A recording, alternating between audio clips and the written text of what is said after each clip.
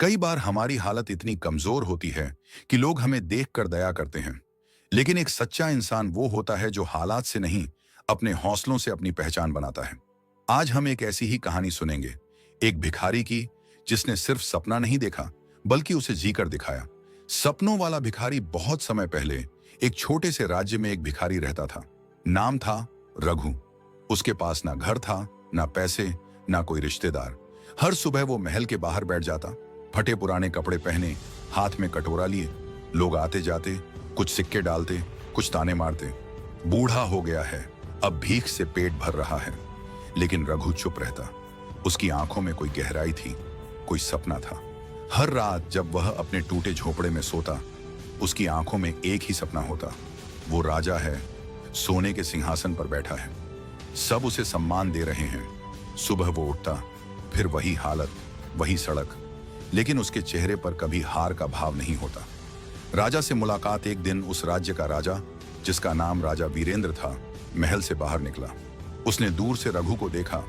धूल से सना हुआ चेहरा, झुकी हुई पीठ, लेकिन आंखें चमक रही थीं। राजा पास आया और बोला, तू रोज यहां बैठता है, लेकिन तुझ में कुछ अलग है। तू भिखारी जैसा नहीं लगता। रघु ने मुस्कुराकर जवाब दिया, मालिक, मेरे पास कुछ नहीं है, लेकिन मेरा सपना है, एक दिन मैं भी कुछ बड़ा बनूंगा। राजा हंसा, लेकिन मजाक में नहीं। उसने पहली बार किसी भिखारी की आंखों में उम्मीद देखी थी। राजा की सीख राजा ने पूछा, तू रोज ये सपना देखता है, लेकिन करता क्या है? रघु बोला, मालिक, क्या करूं? किस्मत ने तो ये कटोरा थमाया है। राजा गंभीर हो गया। उसने नीचे झुका और रघु के कटोरे को हाथ में लिया। फिर बोला, जब तक तू ये कटोरा पकड़कर बैठेगा, लोग तुझे कुछ सिक्के देंगे, लेकिन जब तू ये कटोरा तोड़ेगा, दुनिया तुझे पहचान देगी। सपना वो नहीं होता जो रात में आए, सपना वो होता है जो दिन में नींद तोड़ दे। रघु चुप था, लेकिन उसकी आत्मा जाग चुकी थी। शुरुआत संघर्ष की अगले दिन रघु फिर महल के बाहर नहीं बैठा। लोगों ने सोचा शायद बीमार है या कहीं चला गया, पर रघु तो एक नई यात्रा पर निकल पड़ा था। वह गांव में छोटे छोटे काम करने लगा। कभी झाड़ू लगाता, कभी बर्तन धोता, कभी लकड़ी ढोता। जो भी कमाता, उसका कुछ हिस्सा बचाता और रात को गांव की पंचायत में जाकर बच्चों के साथ बैठकर पढ़ना सीखता। उसे कई बार लोगों ने ताना मारा, अब बूढ़े हो गए हो, ये पढ़ाई क्या करोगे?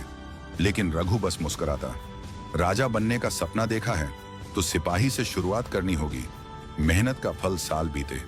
रघु अब एक साधारण मजदूर नहीं था। वह पढ़ा लिखा, ईमानदार और मेहनती इंसान बन चुका था। उसने एक छोटी सी दुकान खोली, जहां वह ईमानदारी से व्यापार करता। धीरे धीरे उसका व्यापार बढ़ा, लोगों का भरोसा बढ़ा और रघु एक सफल व्यापारी बन गया। उसे अब रघु भाई साहब कहकर बुलाया जाता था। कहानी का मोड़ उधर राजा वीरेंद्र अब बूढ़ा हो चुका था। उसके पास कोई उत्तराधिकारी नहीं था। वो चाहता था कि कोई ऐसा व्यक्ति राजा बने जो लोगों के दिल को समझे, ना कि सिर्फ ताज पहने। उसने राज्य में घोषणा की, जिसमें सबसे अधिक ईमानदारी, मेहनत और सेवा का भाव होगा, उसे मैं अपना उत्तराधिकारी बनाऊंगा।